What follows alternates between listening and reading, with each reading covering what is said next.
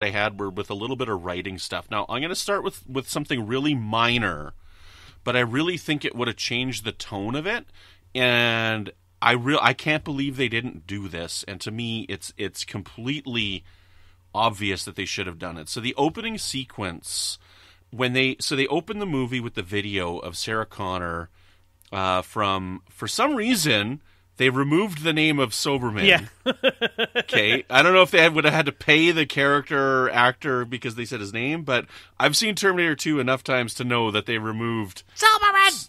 Yeah, from one of the parts. Anyway, so because they started with that, and basically, so the next scene is the Terminator machines, and after that, it's the flashback sequence to when John Connor gets killed.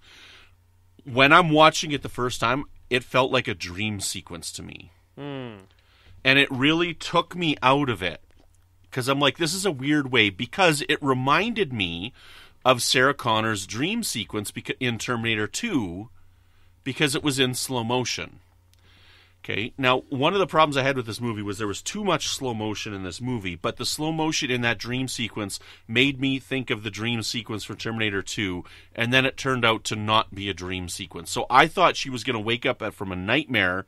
And that wasn't how John died.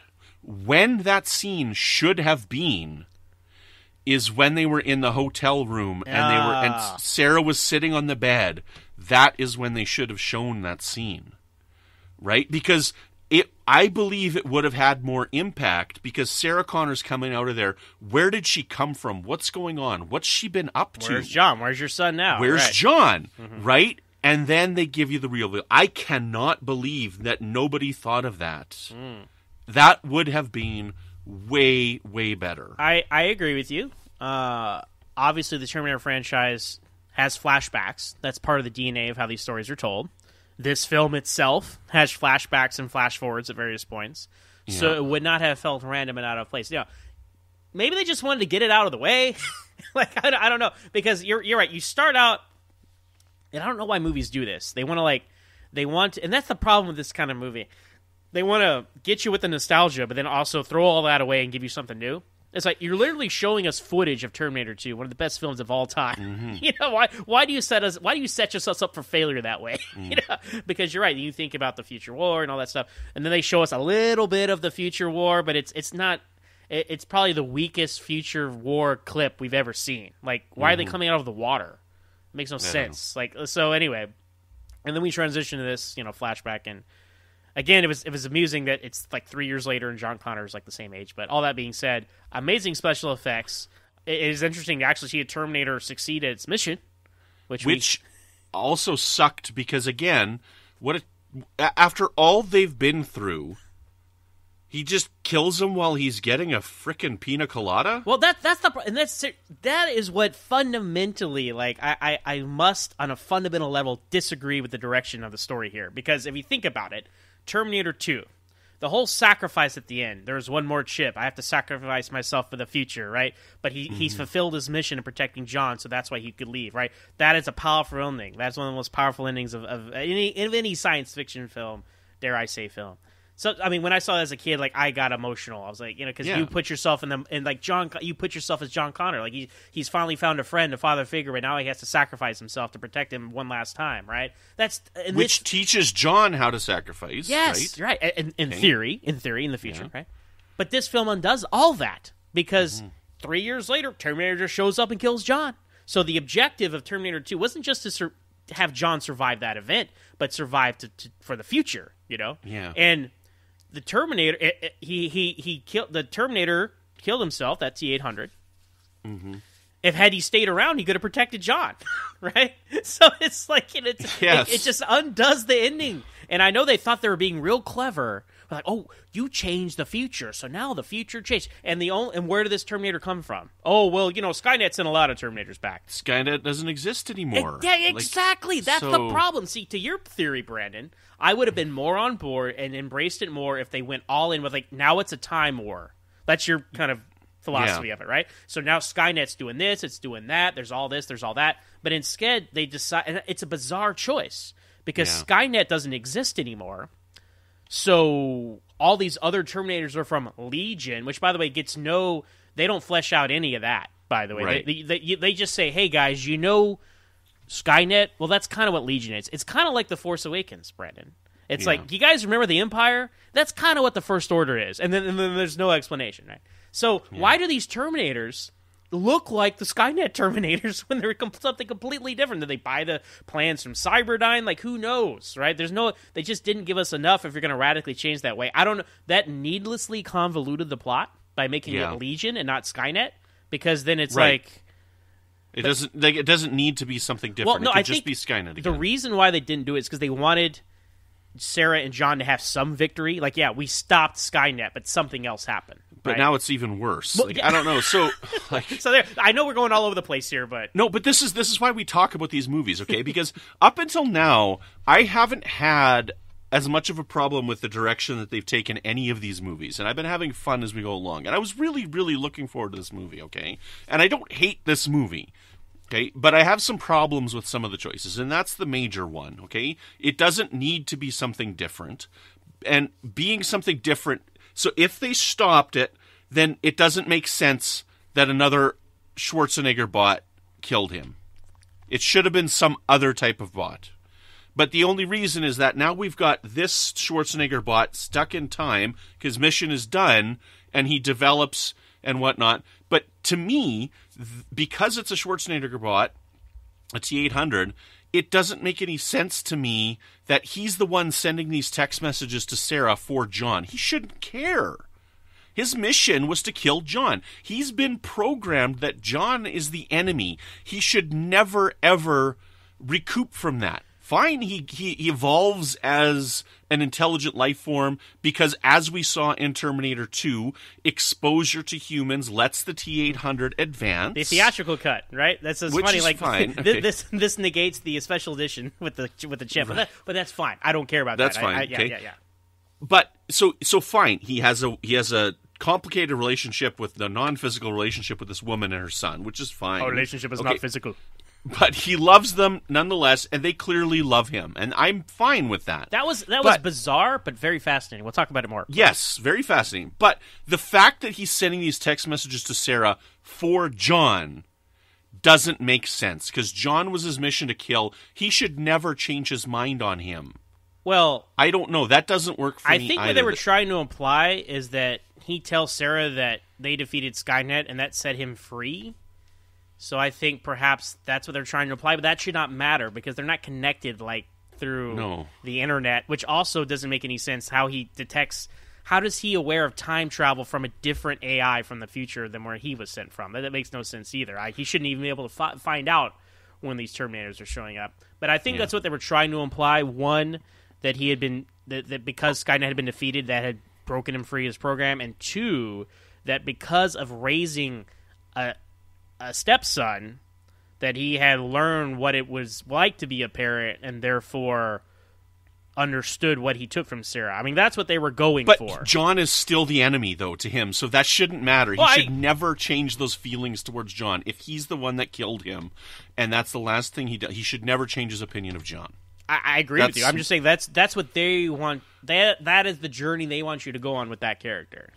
So I don't go on that journey. Okay, so like that's the thing. I don't mind where they took that character. It's just having sent the text messages before John doesn't make sense. Well, I'll tell you this. Also, the text messages, Brandon. Right? Let's talk about that for a second. Okay, one second, because you mentioned something I don't want to forget. Okay, so go ahead. I can buy the throwaway line that they said, where he can sense the ripples in time. I can just buy that. I can just go with it, okay, because of science fiction and Star Trek, okay? Because of Star Trek. Because of Star Trek, I can just buy the throwaway line, and that doesn't bother me in the slightest. So you said it bothered you. I don't care. He senses them before they happen because time waves, whatever. Anti-time, whatever. So. Yeah, for the text messages, though, Sarah explains that I get these messages, and I show up, and a time portal opens in front of me, and there's a Terminator, and I kill it, right? Except for the third time. Except for this movie. Except for this movie, yeah. It's like she ran into him on a freeway. Where was she late? Like we saw two people just from stuck the future. in traffic. Stuck in traffic. So yeah, we saw two people show up, and she is hours late for this. Also, why is the time travel exactly the same from Legion from Skynet? Right? I mean, they're obviously it's the bubble, and of course this time it suspends you in 300 feet in the air. Right, which is it's like gasoline. Everybody's unleaded is the same wherever you go. Okay? I guess. Well, yeah, and that's the thing. Like even with Terminator, 3 and 4 and 5, as convoluted as they got, you understood like what was going on. Like there was a final battle, there was a time machine, right? Like Terminator Genesis, a lot of it revolves around the time machine. Like the first time I actually saw the thing, So I give it credit there. But this is like, why is there time travel? Like, who's sending these people back? Does this happen all the time with Why is there only one Protector sent back in time and not many? If there's all these Terminators, who are these Terminators coming back in time for? Right? If John is dead, right, were they all for Danny? Like, you know what I'm saying? Like, there's so many unanswered questions here, and it just makes me appreciate just the efficiency of, especially the first two films, obviously. But at least for the other ones, they explain what is going on, right? But this one is like, I don't know. Apparently, Sarah Connor's been hunting Terminators, but they're not from Skynet. They're from Legion.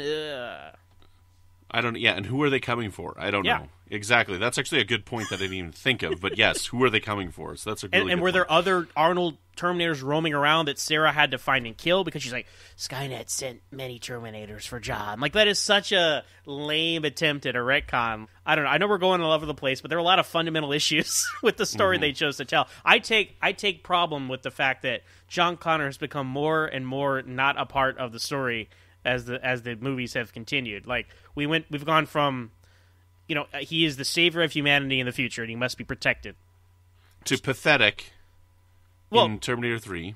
Well, you had a problem with Terminator 3. I didn't mind him as much, but I get you there, right? Yeah. To Terminator 4, Christian Bale, but, fundamental problem. But they even, like, conceptually, they wanted to turn him into a Terminator in that film. Like, it didn't make the final cut, but that was their intention, like, all the way along until the internet found out about it, right? Which would have been interesting, but the way they went about it was all wrong.